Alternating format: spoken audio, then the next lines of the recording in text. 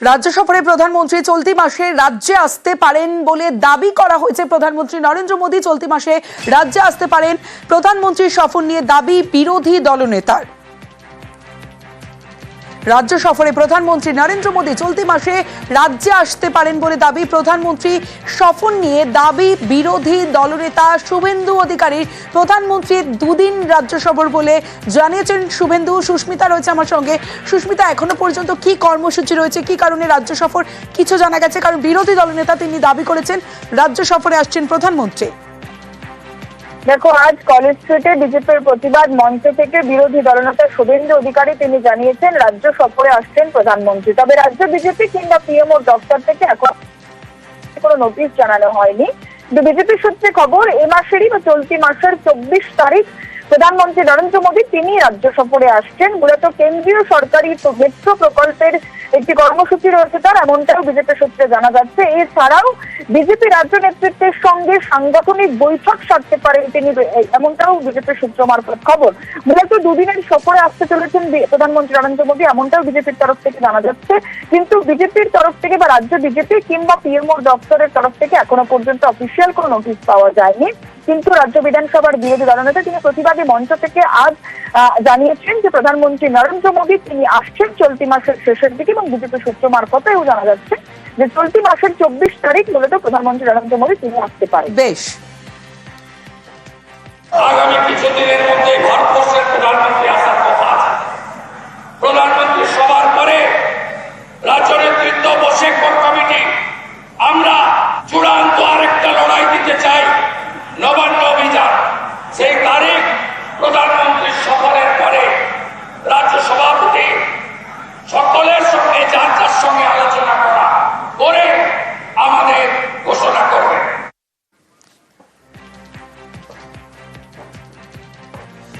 শিক্ষক নিয়োগে দুর্নীতির অভিযোগ মিছিল থেকে নবান্ন অভিযানের ডাক বিজেপির। প্রধানমন্ত্রী সফরের পর বিজেপির নবান্ন অভিযান, মোদী সফরের পর নবান্ন অভিযান সিদ্ধান্ত।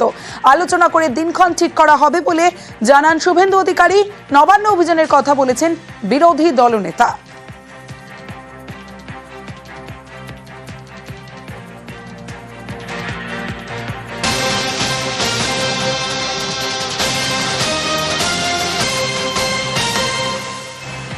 এই মুহূর্তে যে খবরের দিকে নজর রাখবো, 2016 নিয়োগের তালিকা এসএসসি রাজ্যকে যোগ্যদের তালিকা পাঠালো এসএসসি।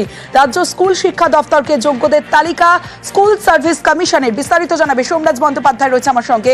সোমরাজ, দেখো, স্কুল সার্ভিস কমিশনের তরফে 2016 নিয়োগে যে যোগ্যদের যে তালিকা, অর্থাৎ যে তালিকা নিয়ে বারবারই দাবি করেছিল চাকরিহারা শিক্ষক শিক্ষিকারা, সেই তালিকা ইতিমধ্যেই স্কুল শিক্ষা দপ্তরকে পাঠালো এসএসসি বলে সূত্র মারফত জানা যাচ্ছে। আজকেই সেই তালিকা ইমেল মারফত পাঠানো হয়েছে বলে স্কুল শিক্ষা দপ্তর সূত্রে খবর। এবং এই তালিকার উপর ভিত্তি করে স্কুল শিক্ষা দপ্তর বিভিন্ন জেলার ডিআইদের থেকে এবার বেশ কিছু তথ্য নেবে বলে সূত্র মারফত জানা যাচ্ছে। 19,000-এর মতো চাকরি প্রার্থীদের তালিকা এই পাঠানো হয়েছে ইমেল করে, এবং সেখানে নবম, দশম, একাদশ, দ্বাদশ, গ্রুপ সি, গ্রুপ ডি এই 4টি ক্যাটাগরিতেই আলাদা আলাদা করে যোগ্য প্রার্থীদের তালিকা পাঠানো হয়েছে। তার কারণ এর আগে এসএসসির কাছে অযোগ্য প্রার্থীদের তালিকা ছিল 2016 নিয়োগে। তারপর এসএসসি ফের যোগ্যদের তালিকা নতুন করে তৈরি করার প্রক্রিয়া শুরু করে, এবং সেই তালিকা তৈরি হওয়ার পরেই আজকেই সেই তালিকা ইমেল মারফত স্কুল শিক্ষা দপ্তরকে পাঠানো হয়েছে বলে সূত্র মারফত জানা যাচ্ছে। বেশ,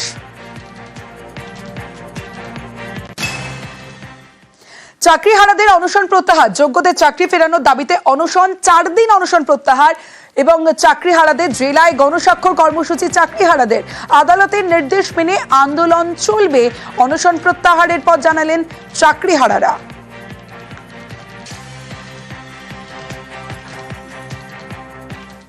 আগামী 15ই এপ্রিল পিআই আমাদের ওএমআর এর কপি আমাদের হাতে তুলে দেবে। আমাদের একথা সিবিআই থেকে লিখিতভাবে জানানো হয়েছে। আমরা যোগ্য চাকরিহারাদের পক্ষ থেকে আমরা সিবিআই দপ্তরে যাব এবং গণস্বাক্ষর করার জন্য আমরা জেলায় জেলায় যেতে হবে। ভয় ভীতি প্রদর্শন, বায়োটয়লেটহীনতা, যে চূড়ান্ত অব্যবস্থা, এর থেকে আমরা আমাদের সঙ্গী সাথীদের স্বাস্থ্যের কথা ভেবে আমরা এখান থেকে অনশন প্রত্যাহার করছি।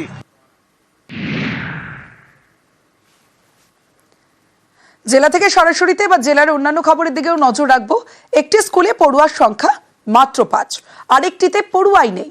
আর সোদপুরের এই দুটি সরকারি স্কুল মিলিয়ে শিক্ষকের সংখ্যা কিন্তু 30 জন।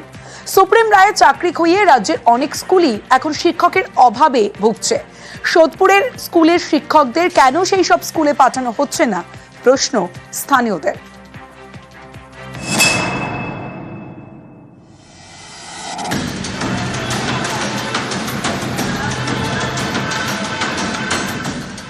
স্কুল আছে, ক্লাসরুম আছে, সেই ক্লাসরুমে তালা, কারণ একজন পড়ুয়াও নেই। এ ছবি উত্তর 24 পরগনার সোদপুরের সরকারি স্কুলের। সোদপুরের HB টাউন, এখানেই ভুবনেশ্বরী গার্লস স্কুল 5 থেকে 12 পর্যন্ত পড়ানো হয়। এই স্কুল এখন পড়ুয়া শূন্য, সেখানে শিক্ষিকা 19 জন।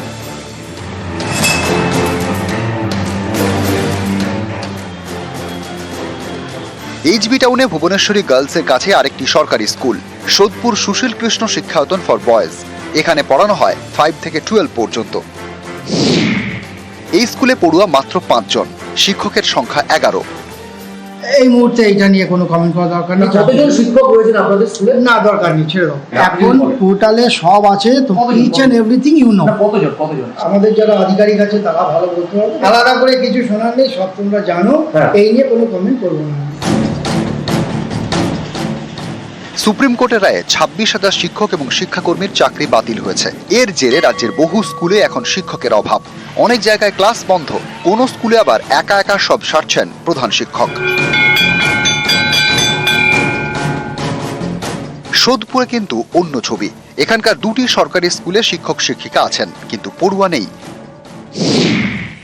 সোদপুরে দুটি সরকারি স্কুল মিলে পড়ুয়া 5, শিক্ষকের সংখ্যা 30। স্থানীয়রা প্রশ্ন তুলছেন, এই দুই স্কুলের শিক্ষকদের কেন অন্য স্কুলে পাঠানো হচ্ছে না, যেখানে এখন শিক্ষকের সংকট। এই স্কুলে তো স্টুডেন্ট নেই, নামমাত্র স্টুডেন্ট, কিন্তু শিক্ষকরা আসছে, সময় কাটিয়ে চলে যাচ্ছে। এই শিক্ষকদের যদি অন্যত্র কোনো স্কুলে পাঠানো হয় তাহলে ওই স্কুলের পঠন পাঠনগুলো খুব সুবিধা হবে। বহু স্কুলের টিচারের অভাবে ক্লাস বন্ধ হয়ে যাচ্ছে, অথচ এখানে টিচাররা দিনের পর দিন, বছরের পর বছর বসে বসে মায়না নিচ্ছে। এটা খুব দৃষ্টিকটু। সরকারের কাছে আবেদন করছি এই টিচারগুলোকে বিভিন্ন স্কুলে ডিস্ট্রিবিউট করে দেওয়ার জন্য। এ নিয়ে দুই স্কুলেই কেউই মুখ খুলতে চাননি। সোদপুর থেকে সুবীর দে, নিউজ 18 বাংলা।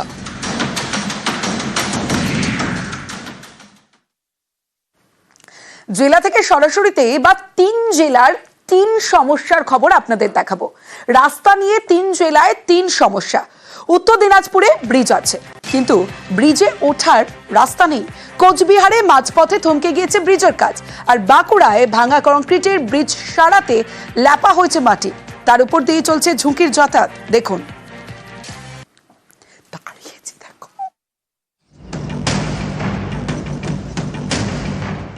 বাঁকুড়ার বিষ্ণুপুরের সুভাষপল্লী, এখানে বিড়াই নদীর উপর কংক্রিটের ব্রিজ, যা আশপাশের বেশ কয়েকটি গ্রামের বাসিন্দাদের বড় ভরসা।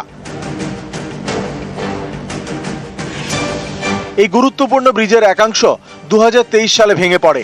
2 বছর পর ব্রিজ সারাই করা হয়েছে, কিন্তু মাটি দিয়ে। ব্রিজের দুপাশে বাঁশের ঠেকনা। স্থানীয়দের প্রশ্ন, এভাবে মেরামতি করে কি লাভ? এ তো যে কোনো সময় ভেঙে পড়তে পারে। এটা মাটি দিয়ে করেছে, কিন্তু যে কোনো মুহূর্তে বিপদ হয়ে যেতে পারে। এই কংক্রিটের ব্রিজে মাটি দিয়ে মেরামত করা যায়? এটা মাটি দিয়ে কোনো রকম সম্ভব নয়। এটা সেই কচুরিপানা বেঁধে তলের মাটি বালিতে সরে গেছে, দিয়ে বসে গেছে।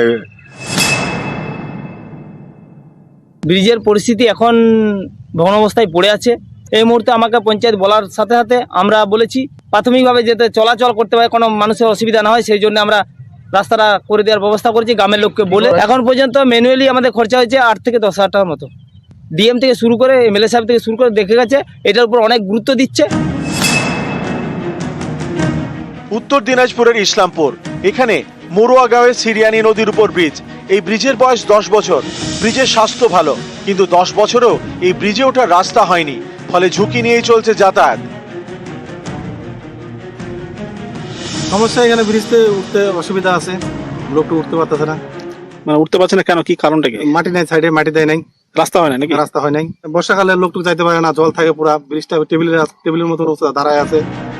10 বছরেও ব্রিজের অ্যাপ্রোচ রোড তৈরি হয়নি, ফলে অনেকে এই ব্রিজ দিয়ে যাতায়াত করতেই পারেন না। তাদের মুরুয়াগাঁও থেকে ইসলামপুর যেতে হয় প্রায় 25 কিলোমিটার ঘুরে। না ভোলা প্রশাসন ওরা তো কইলেও এখন শুনতেছে না, ওরা শোনার কোনো ওদের দায় না। ওরা কয় দুই জায়গার ইয়েটা সমস্যা আছে দুইজনের, তো দুইজনের মধ্যে এখানে সমস্যাটা ওরা কই দিছে পারবো না এখন। জানাচ্ছি আমরা হায়ার অথরিটিকে, কারণ অ্যাপ্রোচের মানে যে লেন্থ আছে ওটা যথেষ্টই বড় আছে, দুদিকে অ্যাপ্রোচ হবে, তো সেটা গ্রাম পঞ্চায়েত বা পঞ্চায়েত সমিতির পক্ষ থেকে হবে না। আর যেহেতু ব্রিজের অ্যাপ্রোচ ওটা জেলা পরিষদেই জানাতে হবে। কোচবিহারের তুফানগঞ্জের ধলপল, এখানে রায়ডাক নদীর উপর ব্রিজ তৈরির কাজ শুরু হয় 2019 সালে। উত্তরবঙ্গ উন্নয়ন দপ্তর এই কাজ শুরু করে। বছর দেড়েক চলার পর কাজ বন্ধ, আজও তৈরি হয়নি ব্রিজ।